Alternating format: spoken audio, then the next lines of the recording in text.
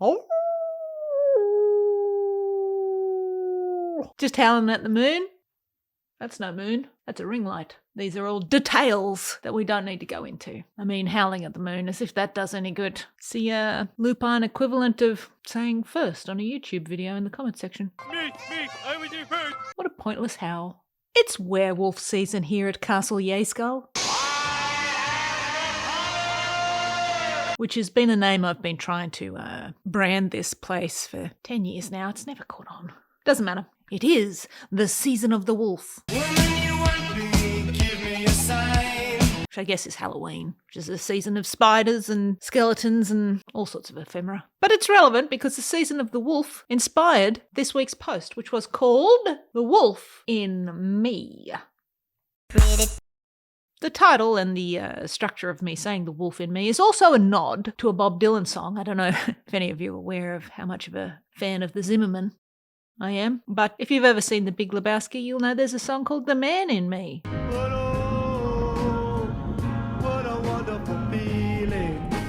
I also kind of was thinking of the song by Pete Molinari. Oh, I can't love you, 'cause I don't like the man that I am.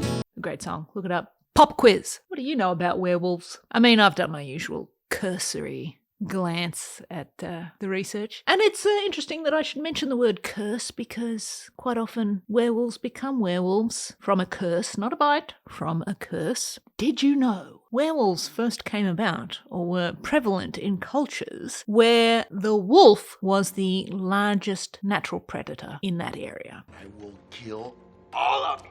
So they became a subject of folklore. And just a pretty natty way to teach kids to be frightened of wolves, I guess. It spread through Europe, the mythical werewolf. Werewolf. In the early days of the folklore, which I alluded to before with my cursory research. It's a dumb joke. Werewolves were often men who had fallen prey to deceitful, alluring women.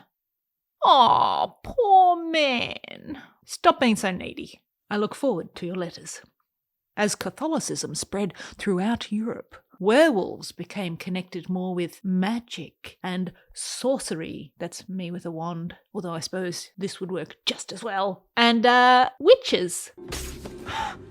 Witches are near. Although witches did get more of the shit end of the stick with that. You can blame the wolfriarchy. Yeah, that's not funny. Moving on. Throughout the history of werewolves, little elements get added to the story, little things that like bump up the myth of them. Things like the full moon triggering the switch from man to wolf. You get bit by a werewolf, you're going to turn into a werewolf. That got added. Silver bullets being the only thing that can kill a werewolf. And once werewolves got into Hollywood, hooey, that's all she wrote. Some famous werewolf films. You've got Werewolf of London.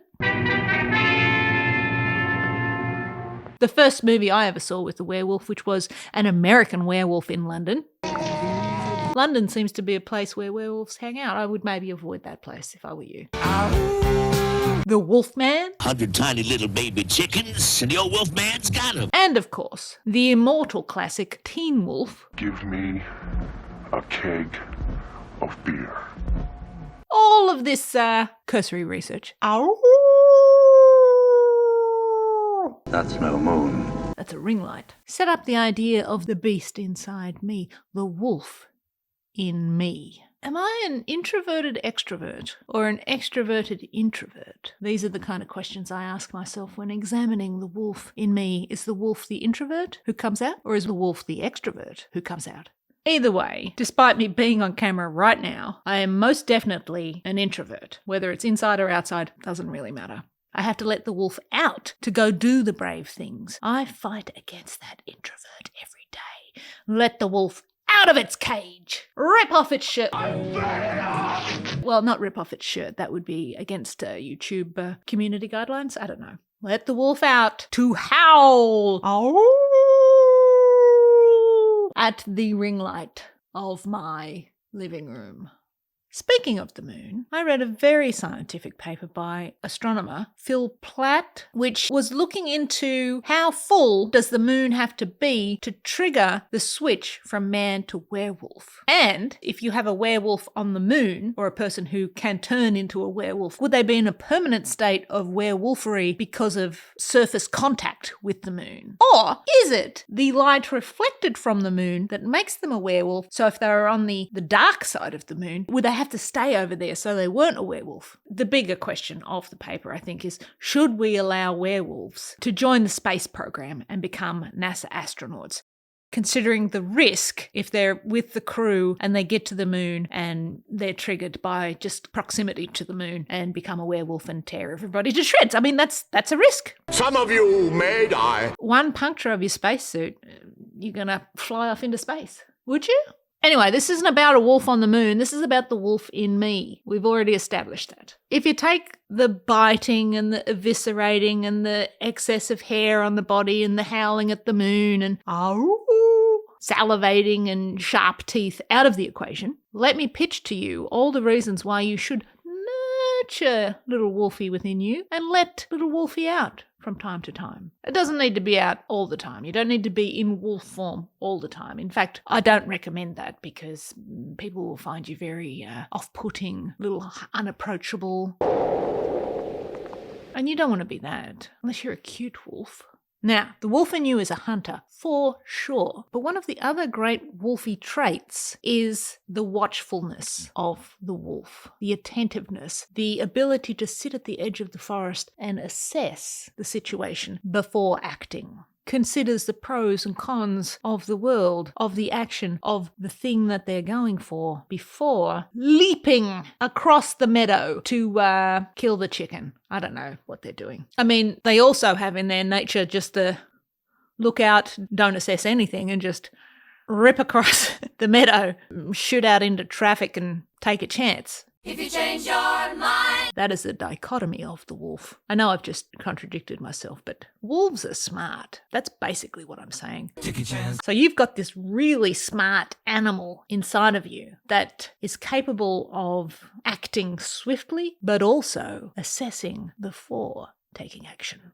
That's pretty special. People are afraid of the wolf in you, afraid of what you will become should the true vision of yourself be realised. That's the wolfriarchy at work.